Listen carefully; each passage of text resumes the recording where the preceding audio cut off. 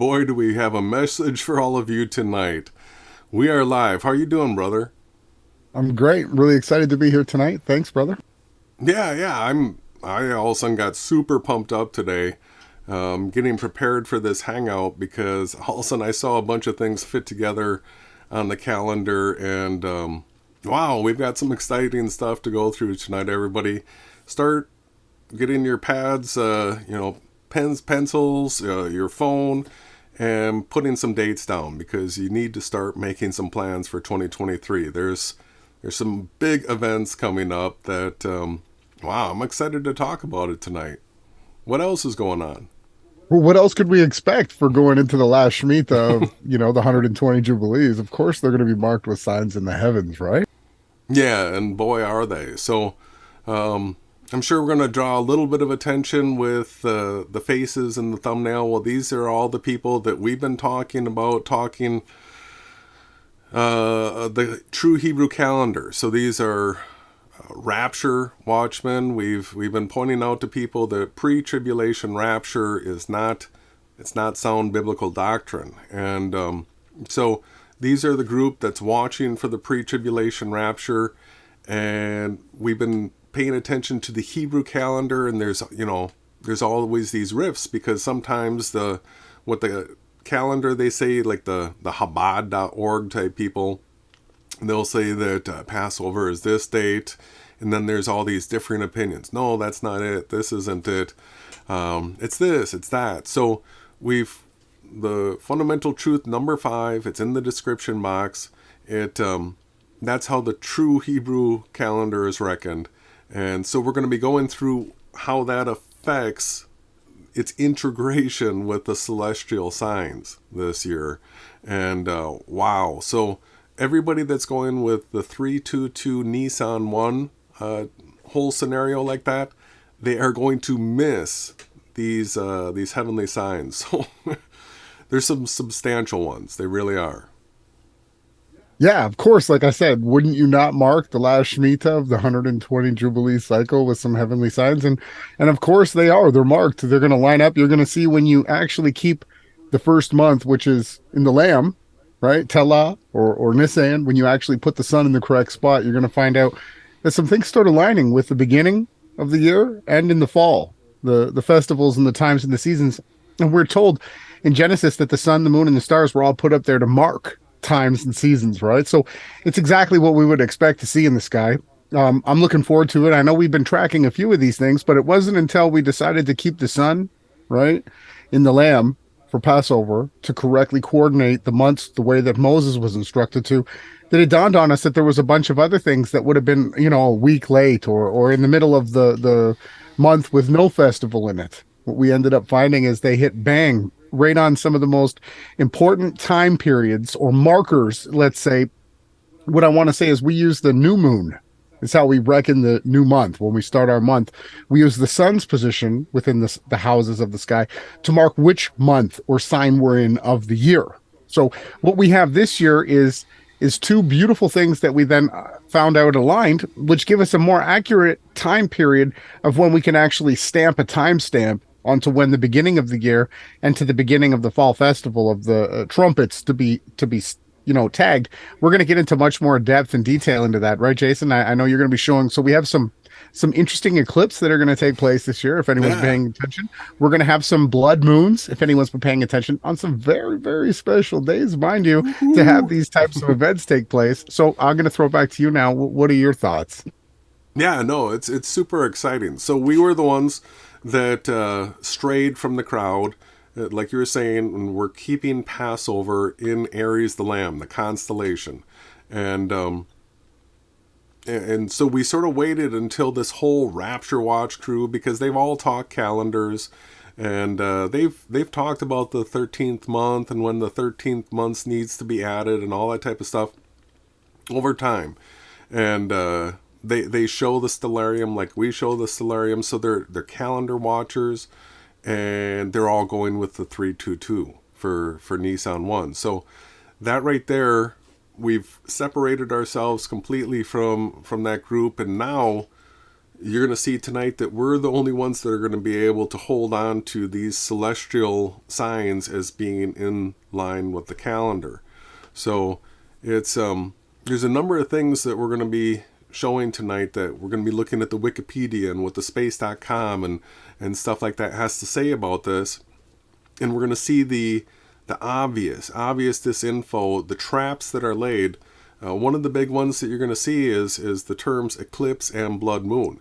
And so there's a huge psyop at play there. They're doing everything that they can to cover up the next blood moon. If you go Google search right now, when is the next blood moon? It's going to be out in like 2025, 2025, I believe it is. We'll be getting to it, but it's not going to be anytime recent if you search for next blood moon. So what we're going to be looking at tonight are what they call eclipses. And so a lunar eclipse and a solar eclipse. And boy, when you see where these things land on the calendar that we have, where we've added the 13th intercalary month, it should rattle your cage, and it should actually inspire you to action. This is that type of information. So at some point, it is going to get around to everybody that these lunar and solar eclipses are actually taking place on the true Hebrew calendar, and that's the one that we're sharing. So that link is in the description box. I've actually updated it with the highlighting that I've done in the that I'll be showing tonight. So if you want the most current version of it, it is in the description box. We're going to be getting into eclipses and all that. What else, brother? So you're going to also, this isn't going to take all of tonight. Let everybody know what else we want to talk about. We might look into the parable of the sower and just look into a little bit of that. You know, there's some things that I want to continue to go through on Sundays, and we'll start a little bit of a understanding into the parabolic mysteries to the kingdom of heaven. So we'll do a little bit of an introductory into that. We've done it before, and we're going to do it again. So just stay tuned after all this eclipse talk and blood moon talk and all these things aligning on tabernacles and the first day of the year 5993, which we're about to approach to. So I'm looking forward to it, brother. I'm ready to go. All right, let's go.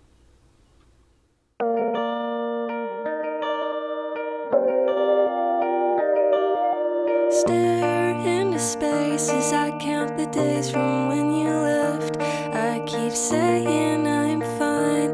Yeah, right, everything's just fine. Fall out of bed as I attempt the same routine. I don't wanna be alone. I can't stand to be alone anymore.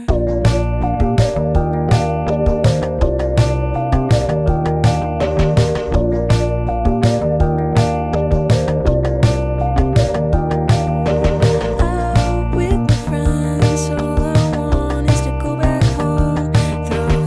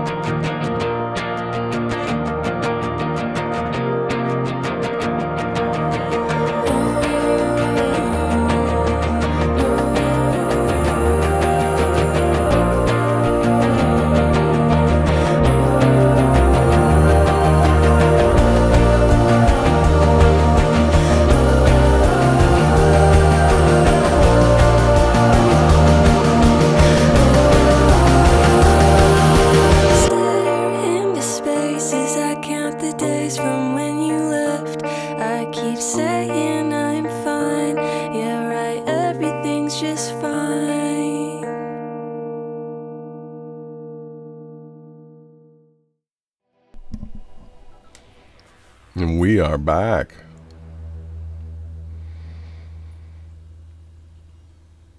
All right.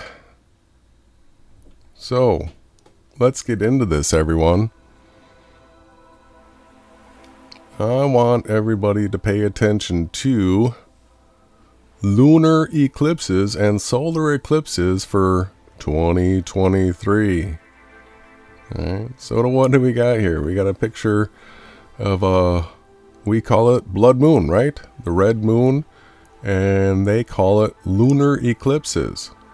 All right, this is going to be something really important. I need to hammer home a point that they're the same thing. So let's go ahead and get into this. When is the next eclipse? Get dates and times. So this is actually from almanac.com. Right, this is, pretty big, credible site. Almanac.com. When are the next eclipses? And so lunar eclipses for 2023 and solar eclipses for 2023. So there's 2 and 2. So we need to pay attention to each one of these eclipses. And if we do these in order, the first one that's going to be coming up is April 19th and 20th. And that's actually significant that it's 2 days as opposed to 1, because if you look at the other three, all the other three, they have 1 date listed, and this one has 2 dates listed.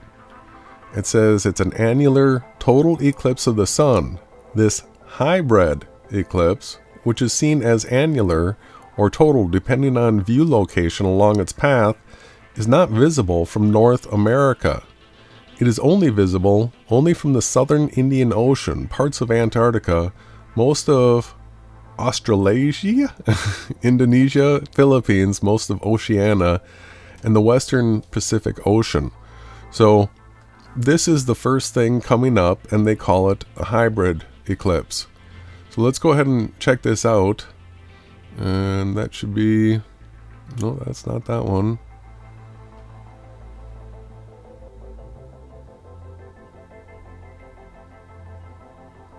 Where? No.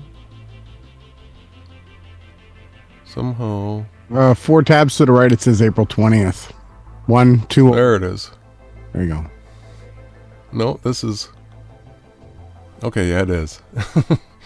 All right, so here, what I forgot is that, so these solar eclipses, I've got a different website that gives us better looking information as far as the solar eclipses are concerned. And as far as the lunar eclipses, we'll be looking at the information from timeanddate.com because they present it better. But yeah, so this first one is an annular total eclipse, a hybrid eclipse. So this site right here, I'm going to be giving a lot of credit to as far as they have got some incredible graphics. Other than the fact that in a couple of these, they're trying to depict this on a ball. And like this, trying to depict it on a ball. When we actually get into the detailed maps, this site, it has the real information that we're looking for. So it shows this rotation like this, that you see the beginning of it. It's across the international date line. Right, so this is where the day transitions. So it actually is on 2 days. So here's the places on Earth where you can actually see this eclipse take place. And it's out here on the tip of Australia, and then it goes through Indonesia here. And so then it shows the farther you are away from totality, instead of having, the full coverage, what you do is you get the bite out of it the farther and farther you are away. So each one of these maps, what they're doing is drilling in deeper and deeper, showing details of where totality hits. So this little tip right here, they get 60 seconds of totality here. And, it shows these other islands. So this seems like it's really not going to be observed by that many people, right? Especially being out, where it's mostly water, right? It's pretty far away from major populations. So, why would this be significant? Well, if we look at what's happening April 20th, what we got to do is now we got to bring up our calendar. So this is, let me go ahead and drop that. So what we did is we added the 13th month, and I got to get back here to 2023. Here we are right here on the 5th. All right, so we are coming up on the full moon in the 12th month. And that full moon over in Israel, they call it Purim. All right, so Purim, we didn't mention this the other night, but we showed how Holy was coming up on the 7th. Well, so is Purim if you're not adding a 13th month. Right? So if you add a 13th month, this gets pushed out to the full moon of that month. But without adding the 13th month, Purim is here at the full moon at the same time as Holy. And so that's coming up March 7th, just a couple days away. And Purim, brother, what do you know about Purim?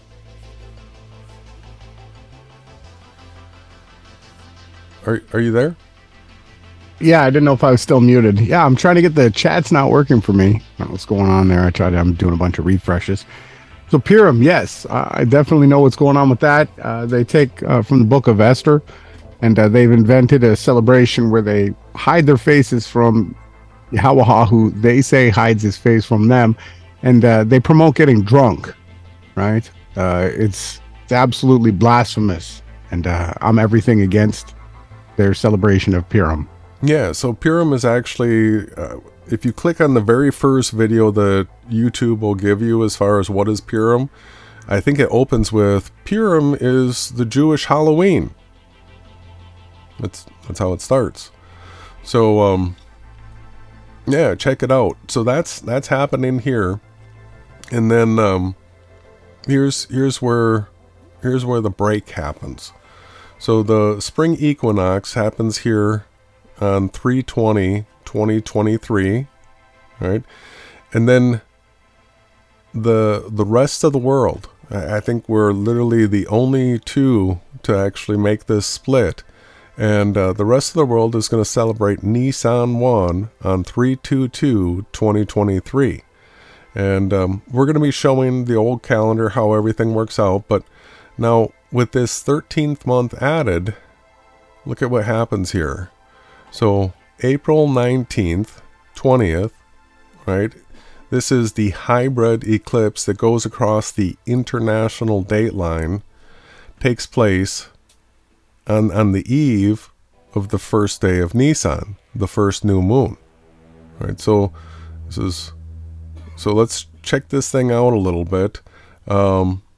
We saw these maps. So there's another way to look at it from timeanddate.com. So we're not going to see this thing ourselves, right? We're not out in that area of the world. But let me show you what's gonna take place here. And this is what the eclipse will look like for a person that's in that totality. Now, this is pretty incredible. It should show that it's sped up 500. Yeah, the speed is 500 times.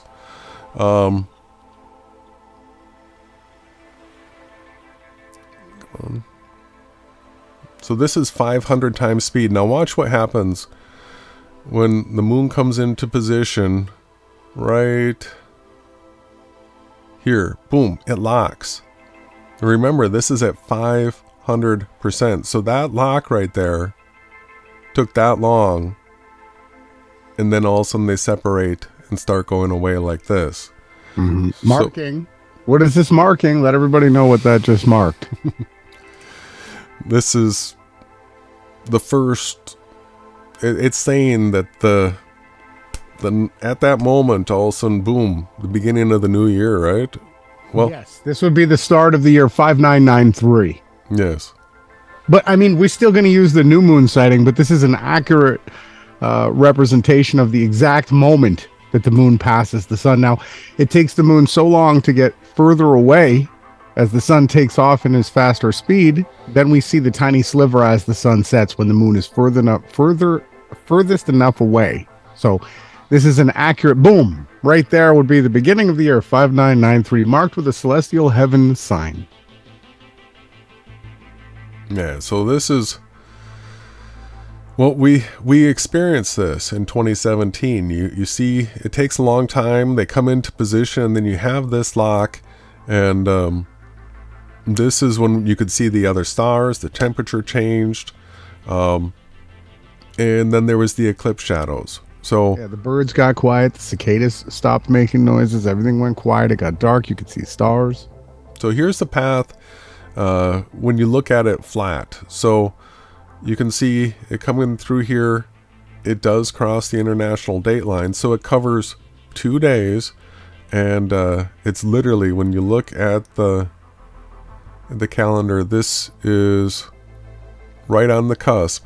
So on the 21st is when the new moon sliver will be sighted, and this will be the true Nisan 1. Correct. All right, so let's go back to here. So we started with April 19th, 20th, because that's the first thing to be happening. And then the next thing that happens is on May 5th. All right, so it's called a penumbral eclipse of the moon. Now, this eclipse is not visible from North America. The eclipse is visible from Antarctic, Oceania, Australasia, Asia, Europe, Africa, South Georgia, and South Sandwich Islands. See, the funny thing is they don't say the Middle East, but it's really like centered on that. So let's take a look at that. It'd be Australasia.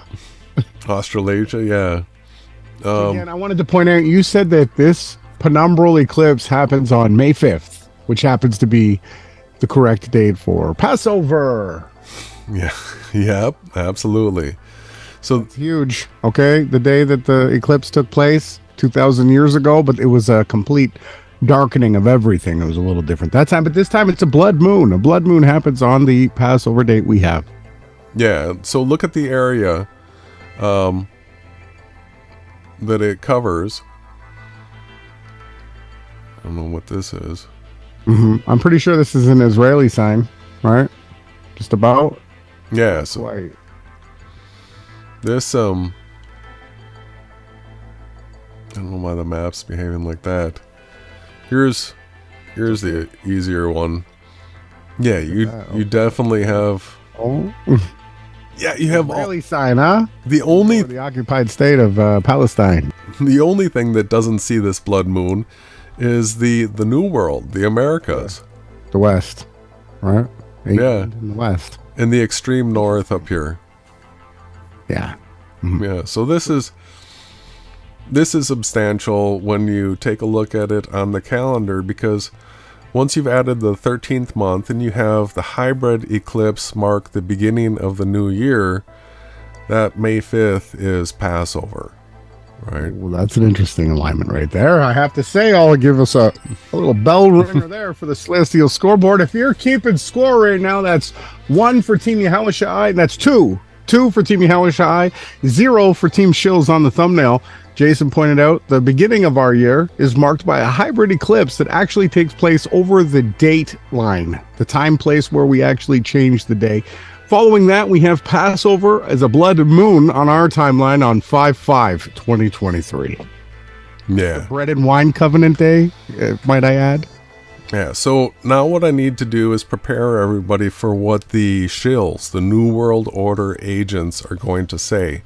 And they're going to say that they're not blood moons. So I want to go through this and make everybody understand this. If you type in what is the difference I don't know if I can... It's good enough. Just read it. Can you read it? Do you know what it's... What is the difference between blood moons and lunar eclipses? The answer: a blood moon happens when Earth's moon is in a total lunar eclipse. While it has no special astronomical significance, the view in the sky is striking as the usually whitish moon becomes red or ruddy brown.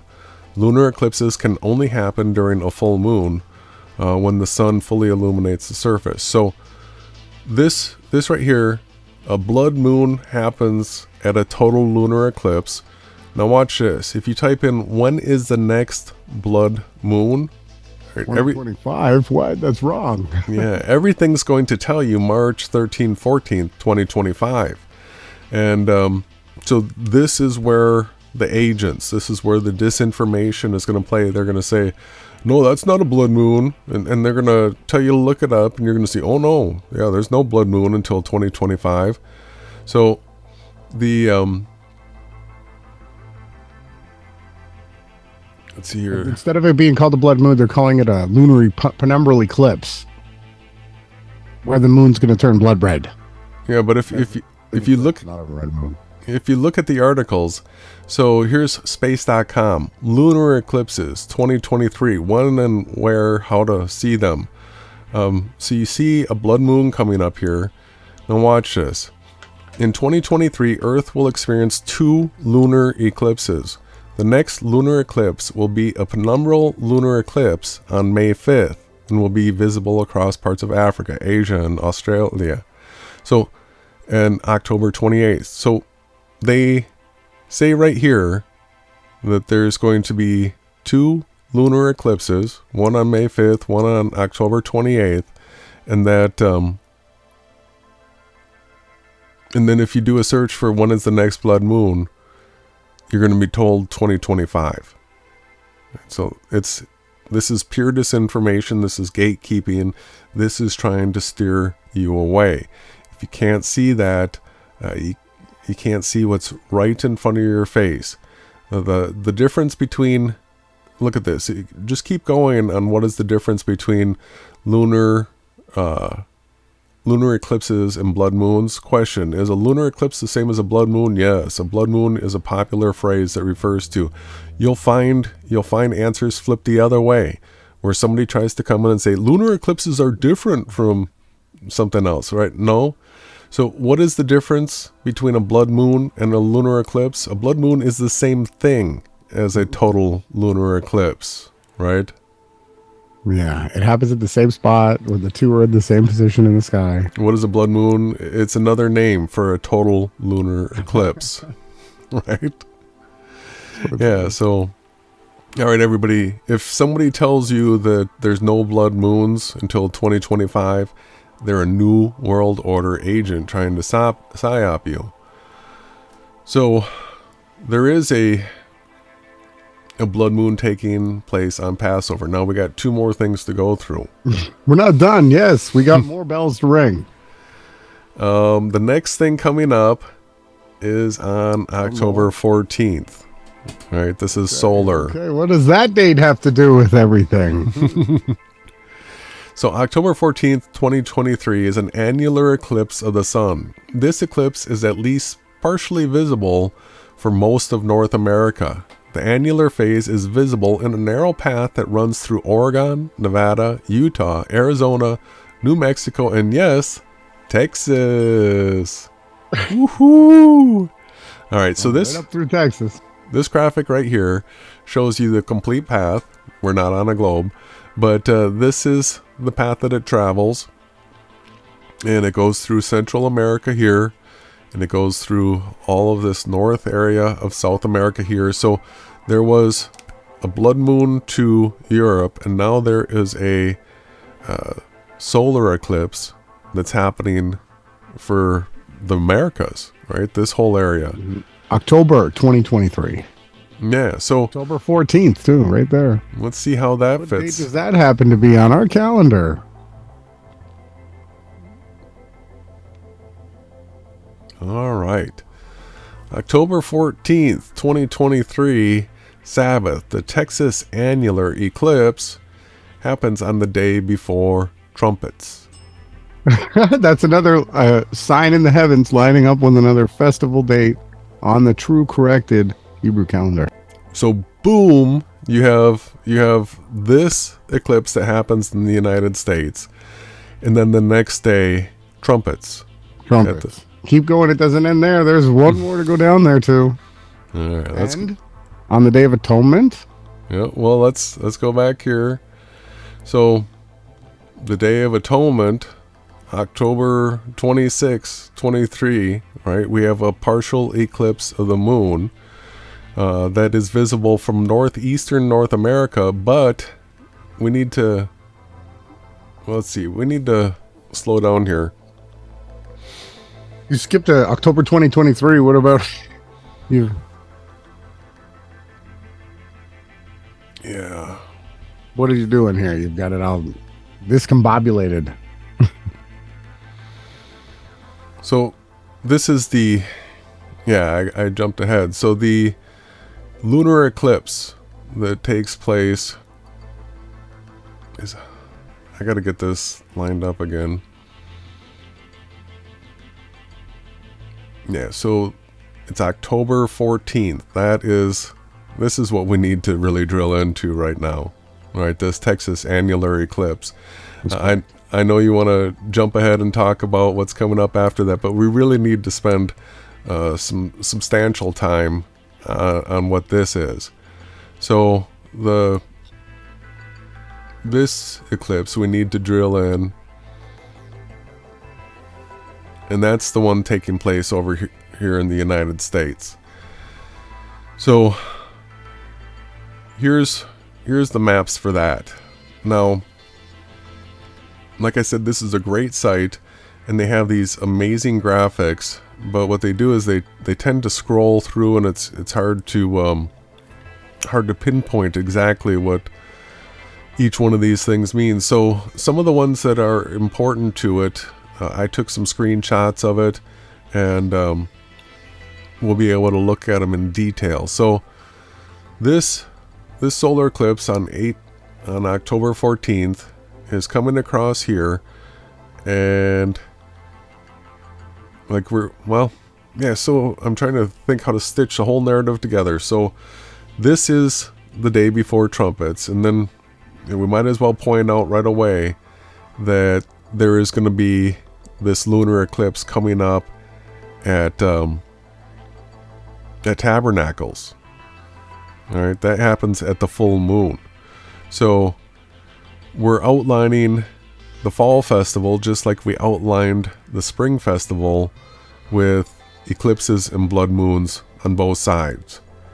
So, you there? So yeah, just to drill in onto this a little bit closer here. So what we're pointing out is in the beginning of the year, we have a solar eclipse marking the exact point that the year changes. And then we start counting to Passover, which is marked by a blood moon right here on Passover, which will be on May 5th. And then we move. So the first one's April 19th, 20th. You just had it down there. Mm-hmm. So it goes from the first one here, April 19th and 20th. We have an annular total eclipse of the sun. And this is also, don't move away, we've got more, and there's more. It's also a hybrid eclipse because it takes place over the date line. Now scroll up. So that's the beginning of the year, 5993. We have a hybrid eclipse taking place. And then the full moon following that eclipse, because so as soon as we see the new sliver, we start counting 14 days. Boom, we hit May 5th, which happens to be Passover. And we get a blood moon on Passover. This is what's going to happen this coming spring as we change the year. We're going to celebrate the new year. The correct time, we didn't celebrate it this year, if you guys are tuned in on the Gregorian, satanic one. So here it is again. We show you, we got the Sabbath hybrid eclipse that takes place just before the sighting of the first new moon of the year, which is going to happen on 4/21/2023. And then we move ahead to the month, so we know when the next Sabbath will be, because it'll be a quarter moon on 4/28/23. That'll be the quarter moon. And then we get to the half moon. Then we get to the full moon, which is on 5/5/2023. It'll be rising blood moon for Passover. Exactly. So let's go ahead and show you now what it's going to be like for all the guys that pictured in the thumbnail. Well, you didn't go back. Sorry, That was the spring. Nope. Left out half of the signs. Okay. That's what's happening over the turn of this year. We're just about to experience this, everybody. April and May. Now we'll scroll down to the fall. So we're going to have a great summer. Everyone's going to fight for truth. We're going to document everything, great music and everything. And then, boom, we're going to come into the fall season. After the great summer we're about to have, and bam, just before the Day of Trumpets happens, we're going to have a Sabbath, Texas annual eclipse, annular. And then boom, the full moon that follows that to mark the beginning of Tabernacles is a blood moon. So it's all signs that spring and fall this year.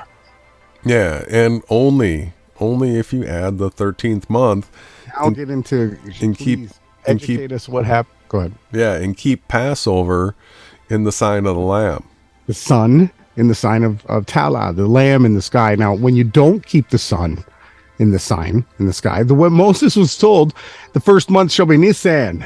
Every year, keep it in the month of Nisan. And we know that the months are marked by the sun's position in the houses in the sky. When you mark it off of that, so everybody in the rapture people on our thumbnail that Jason made, that's excellent work, they're all saying that the Passover season is the season of the fish. And it's some Rebecca string with, the bride and this, and it's just all nonsense. And here's what you have for their celestial signs. Yeah, so this is it. So here we are at March 5th, and then so the full moon Sabbath, right? The full moon, they're going to call Purim, because they're, 12th month, they're doing Purim on the 15th day in Jerusalem, right? So that's the 7th, the same as Holy. They're doing Purim this year. And so then they're going to get here, and then when 322 comes, and they sight the new moon, right, everybody's going to go, hey, Happy New Year in Yiddish. And so then when the full moon comes along, that's going to be on April 5th. The regular full moon? Yep, they're going to have Passover, right? And then, everybody's going to, on Good Friday, right, they're going to say that Jesus resurrected.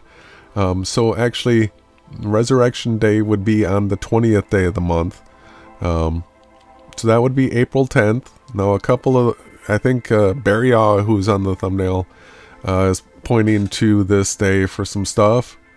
And then, so after the month is over, after the first month is over, it's over. Then all of a sudden we get this hybrid eclipse on the international date line right before the beginning of the second new moon. Woohoo! Right? So this is 420. That's one of those dates that it sort of catches. Marks nothing. It lines up. Sorry, I'm a little away from the mic. It lines up with nothing. Well, on big zeros for Team Gregorian. Yeah, on their calendar that they're keeping. So then you come down here to May 5th when the blood moon is taking place. And so this is taking place in the second month. So the one thing that these people that are denying adding the 13th month are going to do is when May 5th comes along, they're going to call it second Passover. Right? But it's not second Passover. It's first Passover. And the reason we know that is when we keep going and we get down here to the fall festivals. Now what's happened is on September 16th, they're going to be celebrating trumpets. Trumpets, yeah. All right. Nothing happens. These will be the days of awe. The Day of Atonement will be September 25th. Tabernacles will begin September 30th. The 8th day of Tabernacles will be October 8th. And that's it. That's the end of the festivals for the year for them. And then all of a sudden, out of nowhere, we've got a total solar or annular eclipse that takes place here. Just after everything. They're done again. They just missed it. A little bit off, a week or so. And then, bam, they've got a partial lunar eclipse there on the 10/26. On the last day of the month, right before it's the 8th month. It falls into nothing. So really the score is 4-1, because if they try to claim that second Passover, May 5th, because anybody that was unclean or that touched a dead body can't celebrate, they're told to wait till the next month and celebrate it. They can say, oh, well, even though that they're completely off, because Moses was instructed to keep the first month of Nisan And we know that Tala is the sign of the lamb in the sky. And when the sun is aligned in our calendar, it's perfectly on Passover in between the lamb's feet. Perfectly in the sign, right in the heart of the lamb. You cannot deny that we'll be keeping it on that perfect day. And so they've only got one. If they try to say that the second Passover on May 5th coincides with their thing, they get one. But we're telling them that, hey, that's the actual fulfillment of Passover 5993. Exactly. And so then this last lunar eclipse takes place out in the middle of nowhere land. All right. It's after all the festivals. Yeah. So that adding the 13th month, it's super critical, and it lines up with the heavenly signs. It's crazy that these channels that have been talking about the tetrads and all this kind of stuff for the last 10 years, talking about the blood moons and the tetrads, now all of a sudden not a single one of them are going to have the festivals lined up with the eclipses, the blood moons and the solar eclipses. It's just shocking that they would so blatantly ignore this truth. All right, so 3/22/2023, that's the beginning of something, everybody. That's the beginning of a separation in a timeline for this year, and only one of the timelines works. So let's figure out a few things that we can try to extrapolate from this. You'll see the far right column over here. This is Enoch's calendar. So in case Nick Vanderleen shows up, we know how the calendar works, and it's laid out here perfectly. And the Hebrew calendar is not a solar calendar. It's a luni-solar calendar. So what we're taking a look at as far as Great Tribulation is concerned, I've got a couple number counts here. And so with Passover blood moon taking place May 5th of 2023, one of the things that I have to keep repeating is that in a 7-year Great Tribulation, and we have spring and fall festivals, if the Great Tribulation begins at the spring festival, then mid-tribulation is at the fall festival, and the end of the Great Tribulation will be at the spring again, right? And then the reciprocal of that. If it begins in the fall, then the middle's in the spring, and then it ends at the fall. So we've been through this cycle multiple times, and then this last fall, I was real adamant that it makes sense for the Great Tribulation to begin at the fall festivals. So, Trumpets. what? Oh, you get your trumpets. Mm-hmm. Absolutely. And so here's how I looked at it.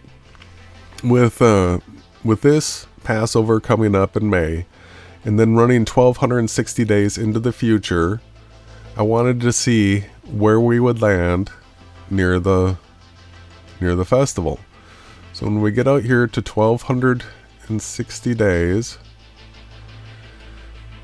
the one way this lines up is that the Day of Atonement, October 20th, 2026, is 1,260 days. Go back up.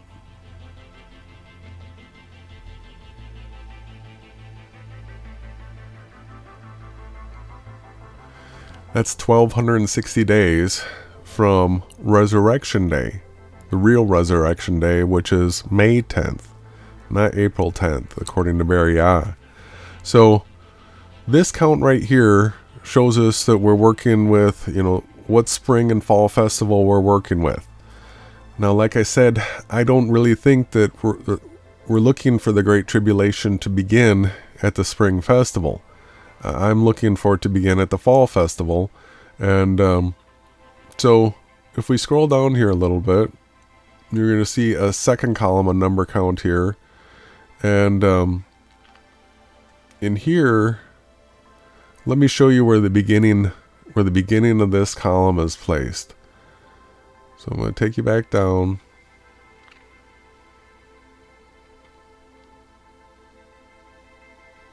So like I said, this this Passover, April 22nd, 2027, if we start at a fall festival, remember then the middle of the Great Tribulation will be at the spring festival. So here we are at Passover, April 22nd, 2027, and I have a day count that's running back up this other direction. So now when we follow this back up, what it's going to do is it's going to take us to the fall season, and it's going to be coming up.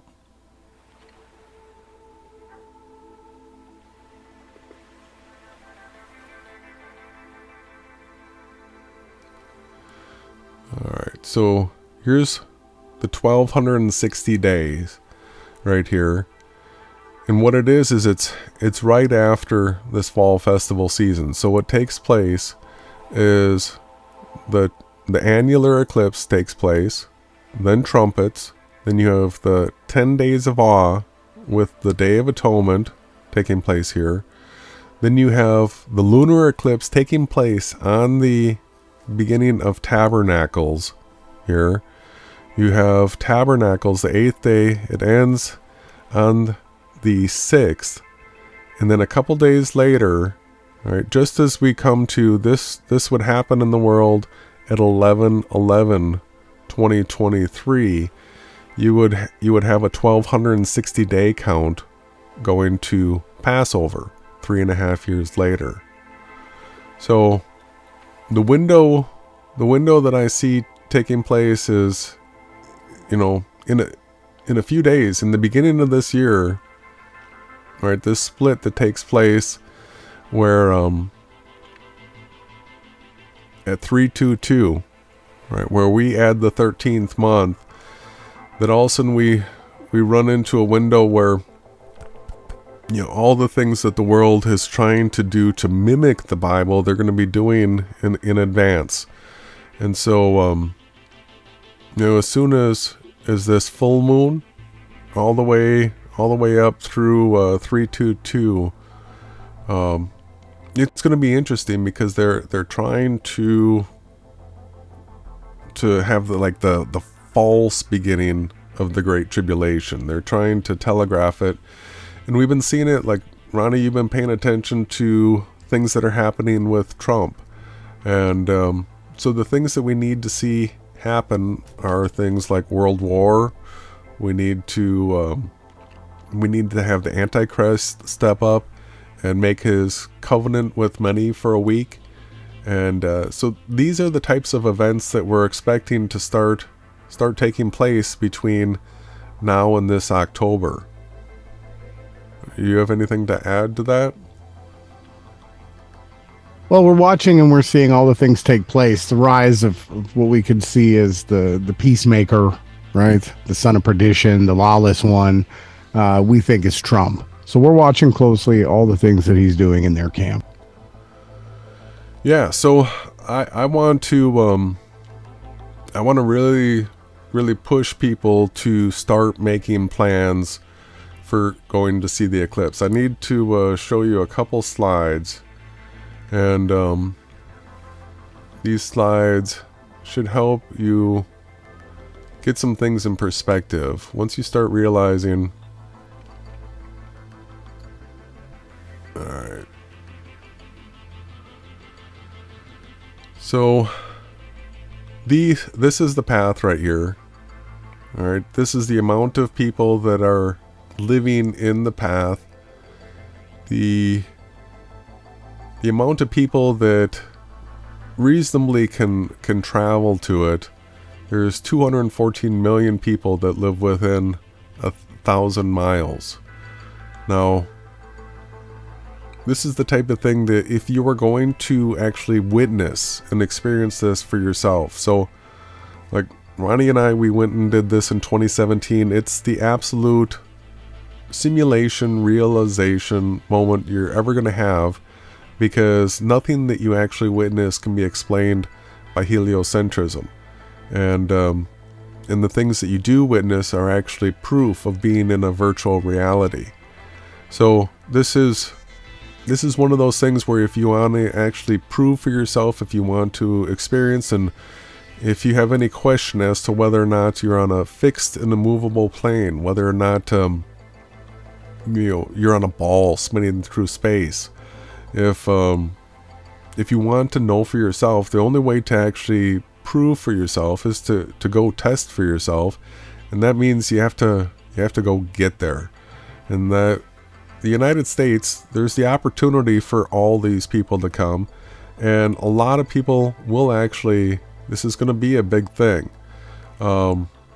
This right here is the estimates on the low and the high side. The low and the high side as far as people that are actually going to come to witness this. And they say, low 300,000, high 1.2 million here in Texas.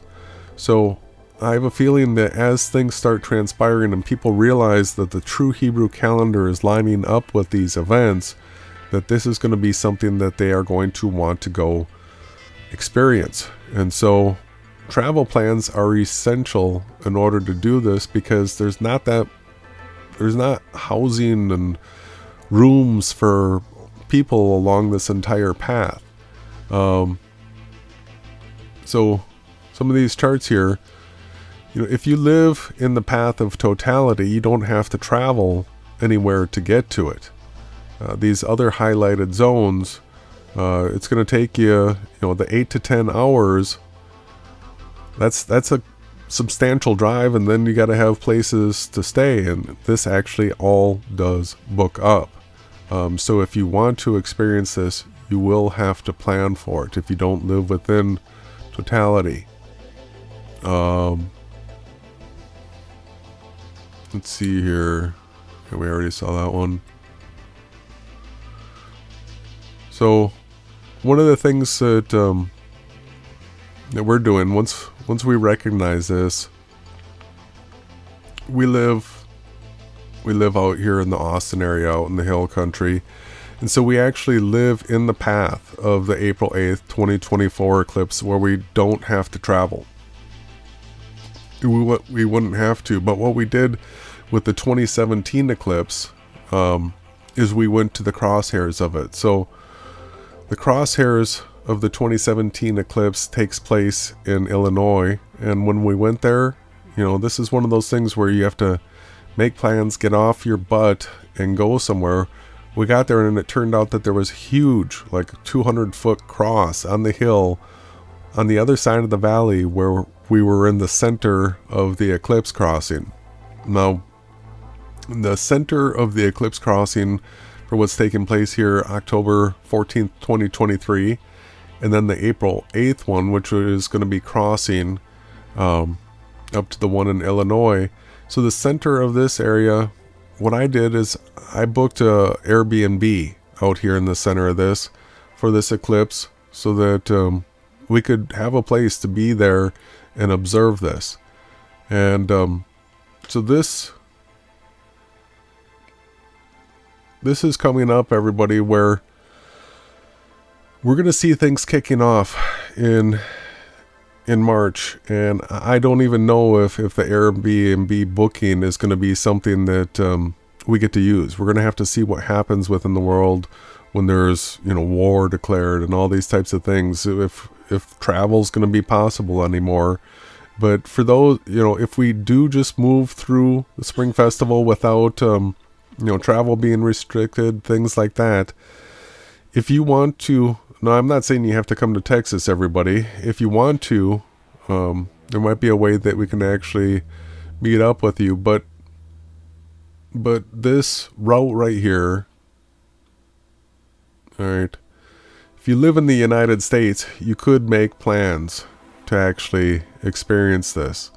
And so like Ronnie was saying, October 14th, that is, you guessed it, on the true calendar, that's tabernacles. It's tabernacles when the eclipse is taking place. So this is monumental stuff, everybody. I can see the Great Tribulation beginning in 2023. Kickoff events in this season coming up here in March, but the true biblical version of it taking place this fall. Right?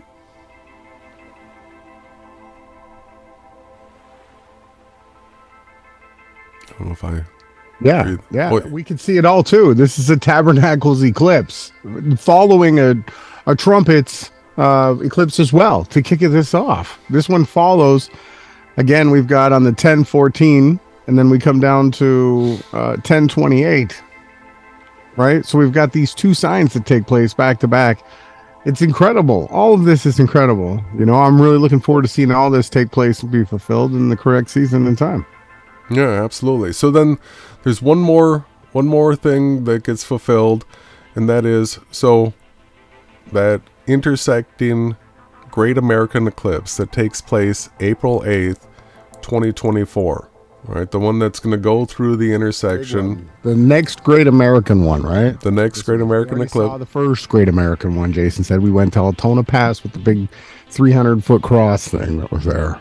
Yeah, so the one that intersects in the spring. Now let's go see when that takes place. So April 8th, 2024.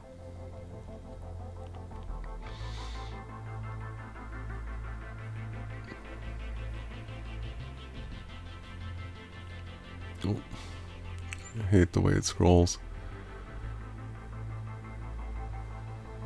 Sometimes April 8th. What happened here? Well, you're in August. Oh, that's the problem. It's a good time of year. I have to say that was a great day you scrolled over. Yeah. But it's not the day you're looking for. No. So this one is the day I'm looking for. This is the Great American Eclipse, the one in 2024. And this end caps the year because it ends with a total solar eclipse. Yeah. And then, so here's the interesting thing. So then the first new moon of 2024, that's April 9th, 2024. And look at what happens. If we look at the calendar that's off, all the guys on the thumbnail that are going to be wrong the entire year. If we look at... For all time, they're going to be remembered for their choices. Be careful which way you cast your lots. As Paul warned. See, what happens for them is they add a 13th month. Oh, come on. Yes. And guess what? They added on 3/11. 33 day. You stupid Freemasons. All of you, if you're all swearing oaths and you're all being documented, this is all in. You know, I just want everybody to know out there, Jason and I didn't invent this. This isn't ours. We don't claim. You might hear like excitement in my voice because I care about the truth. That's what I crave. I hunger for the truth. And I wish there was more people like me that wanted the truth with us, but there's not. There's nobody here. We've got some loyal people that join us. You're not subscribed. We're family. We're friends. We're going to be together forever. But what I'm looking at here is everything that they do is just way off. And we didn't say that you need to celebrate the month of Nisan in the sign of the Lamb. That was Yahawashai. He told it to Moses. We just read it. Oh, okay, that's pretty simple. If we keep that aligned, boom, everything works. Yet we've been screaming and yelling and sharing this with everybody. Nobody cares. Nobody comments. Nobody reads our comments. We're blocked, banned, shadow banned. Nobody gives a damn. So this absolutely is just truth that goes out like a roaring lion that stands for itself. And if everyone and all these people that are on the thumbnail will get you tagged up and linked and SEO'd here, if you guys don't want to stand with the true calendar in the sky that Yahawashai created, let it be known. Let it be witnessed from the ends of the earth that you've been marked for your choice, which way you've cast your lot. Because I know I'm casting my lot with the creator and his calendar. And that's going to be starting with Passover. And on May 5th, we're going to celebrate it all in the correct time. We're kicking off the year 5993. All the signs are lining up to it with a solar eclipse. And then we have the blood moon on Passover. And then moving into the fall, we then have a solar eclipse marking the day before trumpets. And then we have an eclipse happening on tabernacles. Okay, this is what we're talking about. And then to end it off, we have another total solar eclipse right here on the screen, 4/8/2024. Without having to add anything else back in, it all lines up like a key in a lock. Glory to be Yahawashai. Well, and here's what happens. So then they make Nisan 1, this April 9th. April 9th. See, on both calendars. So what happens is we go out of sync right now and we come back together April 9th, 2024. The thing that they miss is having the eclipses, the blood moons. They don't get to have that for any of their festivals this year. All off. It's all off. They're all a week late. A month late. Or month early. Like I said, this is the truth that stands for itself. It is the roaring lion, not me, not Jason. We don't hold any stakes.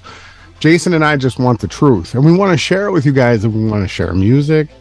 And we're looking forward to this. It's going to be great. The place that we got there, the Airbnb, it's got like a huge loft in this other room. It's got like a pool and a hot tub. We're going to try to live stream from it. It just looks like a slice of heaven. I don't know if anyone in the north has ever been to Wonderland, a theme park in Ontario. They've got the Flintstone section they used to have, and it was all rock in this crazy look. That's what it's like here in Texas. It looks all like you're in another realm. And I'm looking forward to this. And we have all these amazing signs lining up with the calendar that we just discovered. Like Jason and I, we were going over this for the last couple months because we pulled it up. Oh, look at that. Well, if we don't move a month into this one at the end, we're going to have the wrong time to celebrate Passover. So we added the month, and then we go and research, and boom, Jason starts getting hit. And then here we are, timestamping. Look at everything that lines up with this calendar. Wow. It's insane. So that, this eclipse season, everybody, April 19th, that marks off Nissan 1, right? 420. Woohoo! Light them if you got them. Yeah, man, it's another interesting time of the year. So I'm really excited. So are we going to go into another sound break and do a little bit of a parable study, or what? Do you have more? No, that's it. Is there more? There's no more for now? Are you sure? Not for now. Okay, can we go over it one more time? So we've got ending off the year the year 5993. We have a eclipse. It happens at the end when the fake truthers come back online with us, because they're going to add a 13th month at the end of their year, which throws them off with everything. So we go back. We have Tabernacles has an eclipse. Trumpets has an eclipse. The first no moon of the new year is an eclipse, leading into Passover, which is another eclipse, which is a blood moon on May 5th. So we've got 4 eclipses this year that all line up on feast dates on the correct restored Hebrew calendar, keeping the sun in the land as it was instructed to Moses. It's that simple. Go figure. All right, let's go ahead and take a break, and we'll come back with the parables, right? With just one parable of the sower for today. That's it.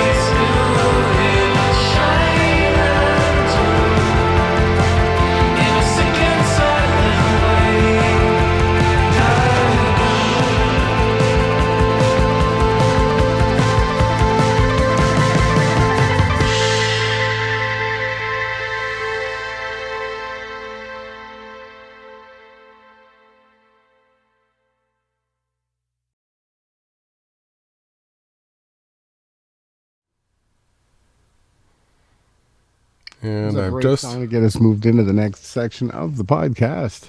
about got you presented. We are going to talk about parables. Yes, you'd wonder, after all these thousands of years, another attempt at trying to understand what could be a parabolic language, right? You might think to yourself, why would anybody ever be interested in trying to figure something out that I'm sure that everybody over the last 2,000 years must have been able to understand, correct? What would be the point of looking at the parables, right? Right. Yeah, you're all good to go, brother. Well, I think it's very important that we look at the parables. And another good friend of mine who's documented a lot of this is Robert Farrell. He lives here in Texas in the Woodlands.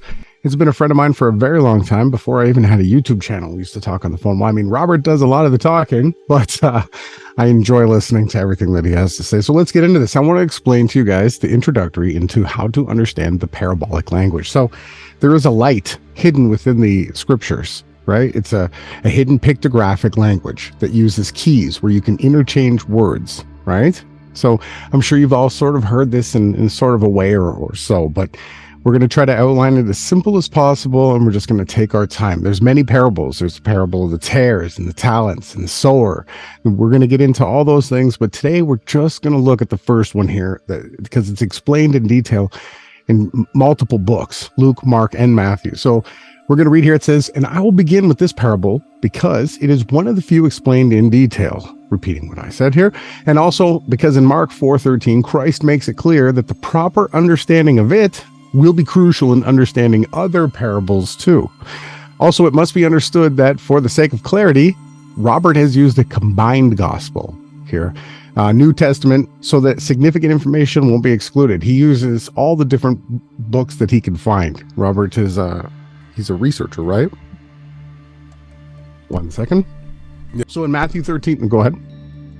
Yeah, I was just going to say he's got probably the most extensive collection of readings that I've come across. Well, yeah, there is more sites online where he gets them from too, but we're going to get into this. It says in Matthew 13:3, Christ tells this parable. He says, "Behold, parable of the sower. The sower went forth to sow, and as he sowed, some seeds fell by the wayside, and it was trodden underfoot, and the birds came and devoured them. And others fell upon the rocky places, where they had not much earth, and straightway they sprung up, because they had no depth of earth to them. And when the sun had risen, they were scorched, because they had no root, and they withered away. And others fell upon thorns, and the thorns grew and choked them out, and they too yielded no fruit. And others fell upon good ground, and yielded fruit, some 100-fold, some 60, some 30. It says here, he who hath ears," again leading to like wheat ears, let him hear, because the tares don't have ears. Christ then goes on to explain the parable back down in verse 18. So we're just going to skip a few of the scriptures in between the last one. And he says, "Hear ye then the parable of the sower." So he gives us the keys. The seed in the parable is the word of Yahawashai, right? So the inspired doctrine that was told down through time, starting with Adam all the way to today, the seed is the word that sowed that into mankind. And when anyone who hears the word of the kingdom and understandeth it not, then cometh the evil one, who is the adversary. So the name Satan is a reference to many fallen angels. They're the adversaries to the truth. They like wickedness and lies, right? They could be likened unto the descendants of Cain, right? The same type of symbology follows all this. And snatcheth it away, that which had been sown in his heart. So if somebody, doesn't understand it that well, boom, the adversary comes along and just takes it away, right? And it says, "This is he that was sown by the wayside, and he that was sown upon the rocky places. This is he that hears the word, and straightway excitedly with joy receives it, yet he has no root in himself, but endureth for a little while. And when tribulation and persecution comes, because of the word, straightway they stumble. For a while believe, and in time again of temptation they stop believing and fall away." Right? So this is another type of people being described here in the parable of the sower. "And he that was sown among the thorns is he that heareth the word, and care for this world, and the deceitfulness of riches, and the pleasures of life, and the lusts of other things entering in, chokes the word, and he becomes unfruitful. And he that was sown upon the good ground," this is the elect, this is the good part, "this is he that in an honest and good heart hears the word and understands it and accepts it. and who verily beareth fruit and bringeth forth some 100-fold, 60, and some 30. So it's guaranteeing here in the parable that if you have a good heart and you accept the truth, you're going to be able to have more of it. And depending on your heart condition is how much. It gives 3 different measures, so you can have any of them. It says here, at first this seems pretty straightforward. Some people don't bear fruit, right? Because the adversaries come along and take the words away from their hearts. Some people don't bear fruit also because they were too superficial or therefore did not allow the word to grow in their hearts. Still others are, too interested in pleasures, materialism, to allow the word to change them, to allow, when you read the scriptures from the beginning to end is what I suggest, it changes you, right? When you read it, depending on your heart condition, it's saying. It continues here, while the ones with good hearts, right, will grow in the word, right? And all this is true, but there's actually way more here than meets the eye. Right? We're talking about a heavenly parabolic language spoken through the pictures inside of these scriptures. And it says here, in all 3 accounts, the order is the same. First, we have the road, right? Then the rocky places, and then the thorny places. Okay, we've got 3 different places here. And then the field with the good soil, right? So this can be further expounded. When people wear sandals and their animals walk along the road, rocks pose a danger. You don't want to trip on them, not to mention a great deal of pain or discomfort. So naturally, all of the larger rocks you kick off to the sides of the road, right? That's what the ditch ends up becoming. So between the road and the field, one would expect to find a drainage ditch, right? Where water would flow beside the road, which is the natural place for, yes, weeds to grow. So stay with us here. We're still on topic of what the parable is explaining. Finally, beyond the ditch would lie the good field.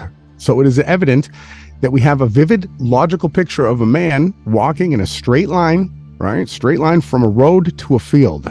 This is through time, right? 3 dispensations. You've got the 3 types of grounds, which stand for 3 different types of people. So Christ refers to the various patches of ground as he that. Or in other words, the different types of ground represent different kinds of people or beings, for the lack of a better term. So since we have seen that the order of the soils is super important, then it is evident that these soils represent various peoples in a particular order. In other words, the wayside people precede the rocky people, who in turn precede the thorny people, who also precede the good soil people. So this is a parable that involves time and sequence. So understanding the parable of the sower is giving you a whole over time period of how the word came to creation, right? And permeated through 3 dispensations, through 3 groups of people. And certain ones, it fell on their hearts and was good, right? And these are the elect ones, the ones who come and you gain so much from letting the truth in that you have so much that you never stop sharing it. This is what the prophecy that we're reading here is explaining. And it's all told perfectly in the parable of the sower. Are you with us, Jason? Let me get a drink. Yeah, I am following all this. Yeah, so there's different groups of people, and then there's different amounts of yield as well. The 3 different yields. That's true. That's true. So the sower is the word, right? That's the truth. We're creating a kingdom of truth. The word's the sower, and then the different places represent the different people groups, and what you give, you get back, right? That's what it's stating, and it's tied to your heart. And it says here, it is obviously the Christians to receive the word, but the first ones mentioned, right? So this parable is also about time, 3 dispensations of time. You have the first dispensation is that of the Father, the Old Testament. The second dispensation is that of the Son, which is the New Testament. And you have the third dispensation of the Holy Spirit, the one that Christ was pointing forward to, saying that when he comes, he will reveal all things to you. So that was the reformation of all of the scriptures again. So I'm going to continue here. This is a picture of the early church. So in the beginning of the time and the process of selection and canonization of the actual scriptures. So the words that Satan took away, right? In the parable, it said that the birds snatched them away, right? Represent the books themselves that were rejected, right? So the word, the books, they were taken and they were taken away. They were taken out since the words were taken out of their hearts so that they might not believe. Notice that the heart is the crucial thing here, right? Continuing on that. In other words, there were certain scriptures which they did not accept as precious. We don't accept that book of Enoch in here. They were telling the apostles to get out of their church synagogues. They were kicking them out. They were recognized in Jerusalem. Oh, we know them. They're the ones that keep those other books. This is what the group that followed Christ were known for, because they had more books. So it continues on. The apocryphal books were not considered authentic by many church leaders and were therefore condemned, except for a few that represent the difference between, yes, if you look, the Catholic canon, like in the pre-1800s, and the Protestant canons. They had different amounts of books, right? They had just extra ones, the Maccabees and a few other ones. The first examples refer cryptically to the period of time leading up to the first official proclamation of the canon in the late 4th century. That would be the Council of Nicaea, if I'm not correct, right, Jason? Yeah, that should be 325 AD, Council of Nicaea. That's when they started removing books. That's when they set up the metonic calendar, the 19-year cycle, and they stopped actually keeping the first month in Aries, right? They didn't look at that anymore. Right? It all lines up tonight, right? And that's when they won their Trinity thing, and the forefathers of the Vatican really started to come into power. Yeah, and then the Trinity was introduced. And the Trinity, right? So we'll continue. Blasphemous Trinity doctrine. As a result, so many books having been removed, there arose the need for men to try to explain things through philosophy and theology. But the assumption we as believers tend to make is that the books that were rejected could not have been inspired, right? Or else they wouldn't have been rejected in the first place. But the interesting thing that Robert's pointing out here is it's clearly circular reasoning that assumes that Yahawah could not possibly have arranged for these books to be removed and restored at a later date. I believe in 2nd Ezra it says exactly that to be taken place, and that book to be sealed up and taken away too. The beauty of this belief is that it is the very mechanism by which Yahawah is able to pull this amazing feat off before our very eyes. These people, relying upon their own wisdom, represent the rocky place people. Since they chose to rely on their own ideas as opposed to Yahawah's, they can therefore be seen as having absolutely no root in themselves in this period, because the root would obviously be the Apocrypha, because it's the older canon, right? The first dispensation. This period of time reached its fulfillment sometime during, they're saying, the 17th century, when the Protestant churches dropped the Apocryphal books that were left in the scriptures because of their authenticity was called into question.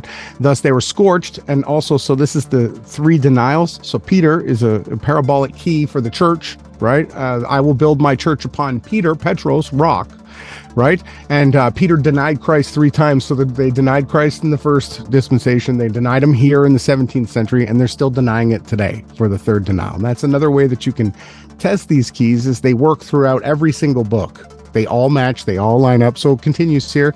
Of course, by this time, world trade and world exploration were well underway and had been for some time. And as a result, the exchange of goods brought with it an exchange of manly ideas.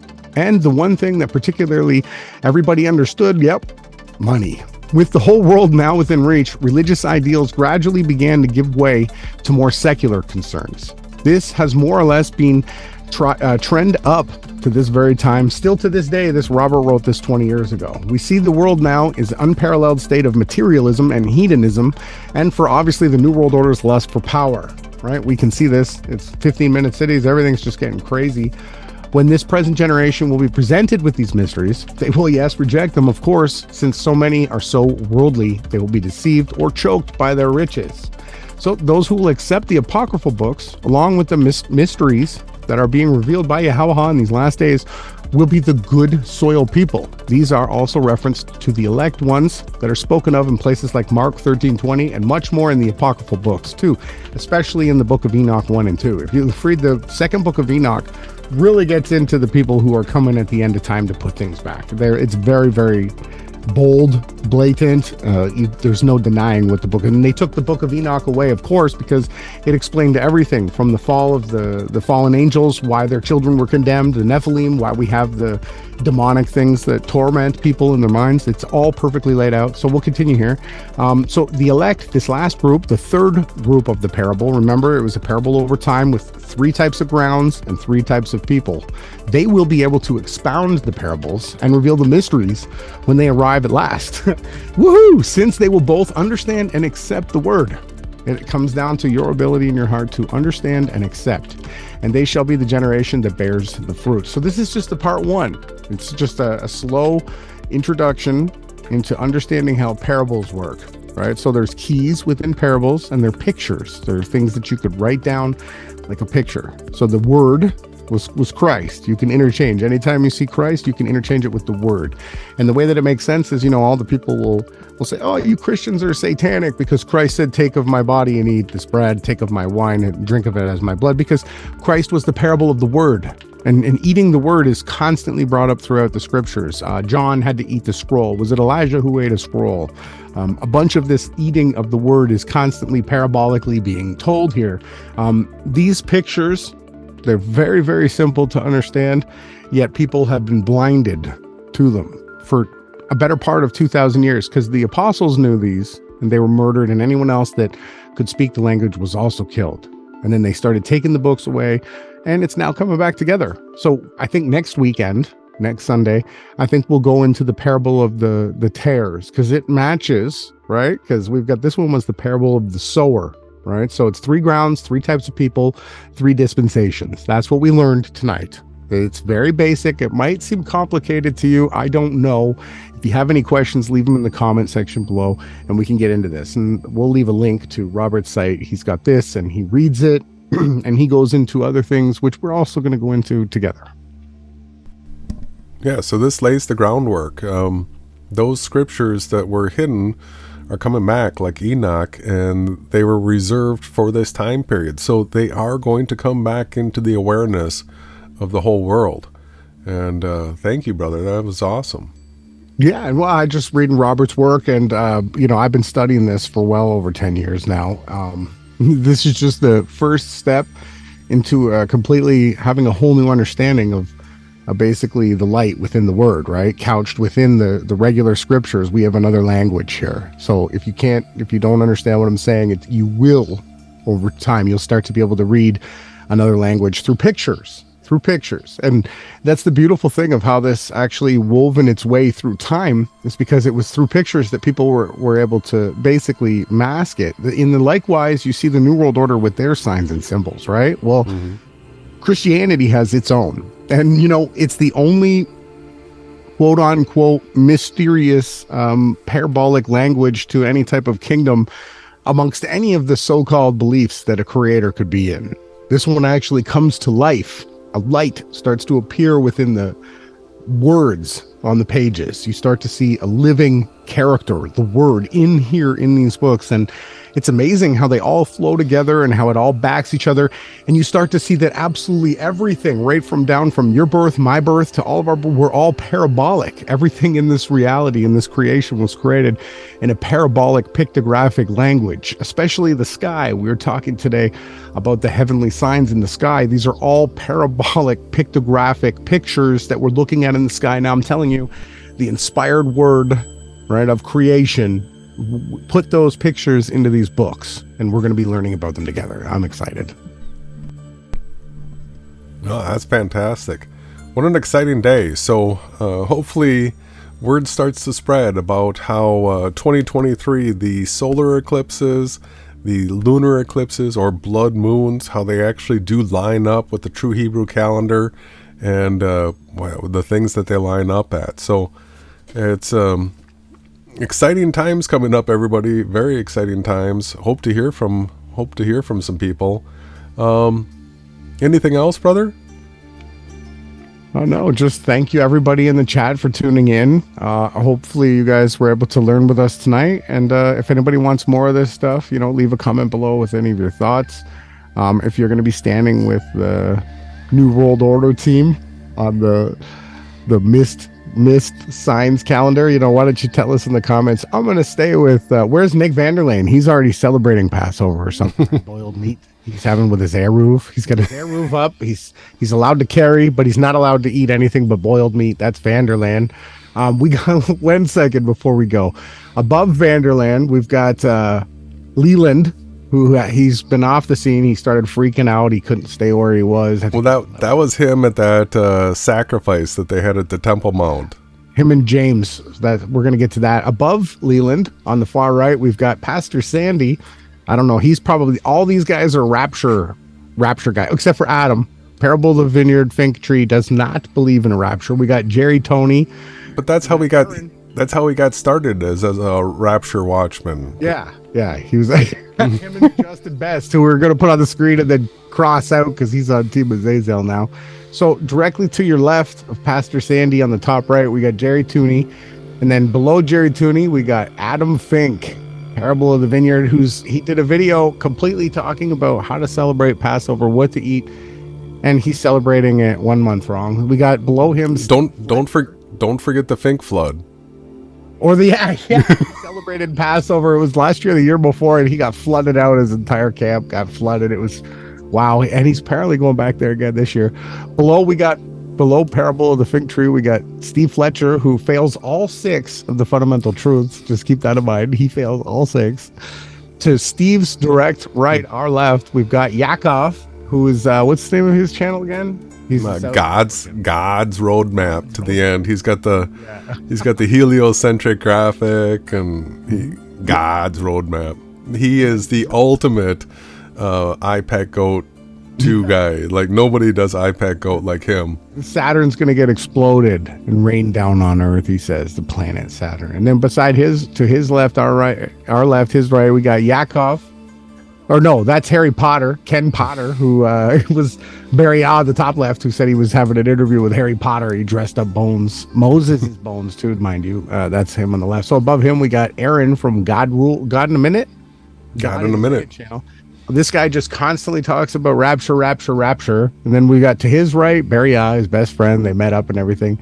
He's way whacked out to lunch. He's saying that it's the perfect sign. It's the rapture fish sign, right? When one of the fish is being left behind, and it's crazy. And then below him, you have James, and that's the guy that's selling the T-shirts on Barry and Arid's channel. But so they're all rapture preachers. You had James, the one on the bottom left. He met with Leland on the far right, I believe both of them, Leland, Nick Vanderland, and James, were all at the sacrifice. All 3 were there. They tried to kill, was it a goat or a lamb? I think it was a lamb on the Mount of Olives, and they they could barely get it to die. It was horrible, and then they couldn't get the sacrifice to light. It didn't light on fire.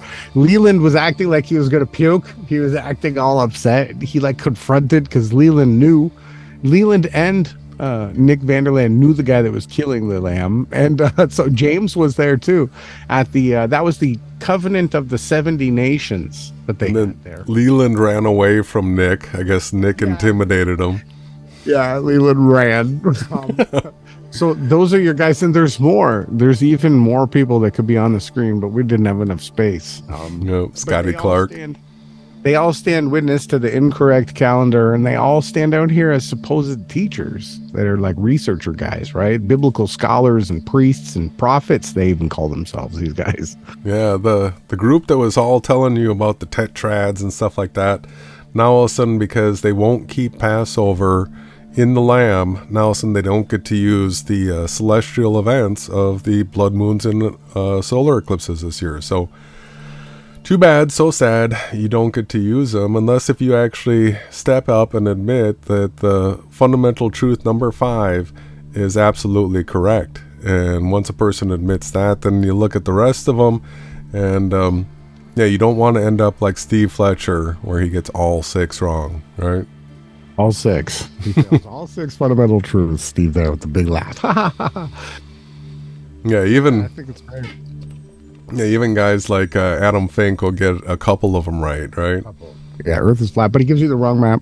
Got no corners on it, right? Oh, I'm a biblical scholar, Adam Fink, but my Earth has no corners. Whoops. But anyways, these guys all chose to cast their lots in the directions that they do, and we cast ours to where the truth leads. That's it. We don't have a horse in the race. We just want to witness the race and talk about it. So, Jason, thanks for your efforts, for your hard work, pointing all this out, getting everything laid out, presenting it all, doing a great job running the podcast. I enjoyed tonight. Thank you, everybody, for tuning in. You're all very special, except for you shills and the people that are on the thumbnail. You better put out videos showing that you guys want to be correct with us, or don't. It's your call. All right. Good night, everyone.